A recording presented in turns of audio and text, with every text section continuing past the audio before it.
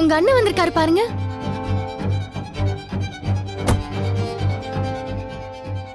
இவன் என்ன பண்றாங்க?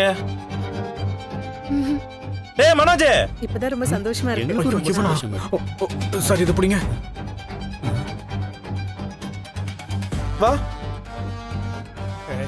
நீ என்னடா இங்க? மேடம் எப்படி இருக்கீங்க? நான் நல்லா இருக்கேன். நீ தானே எங்க வீட்ல பூவெல்லாம் கட்ட வந்த? ஆமா. நீங்க என்ன இங்க வந்திருக்கீங்க? நானா? ரிஜிஸ்டர் ஆபீஸ்க்கு எதுக்கு வருவாங்க? ரிஜிஸ்டர் பண்ண தான் வருவாங்க.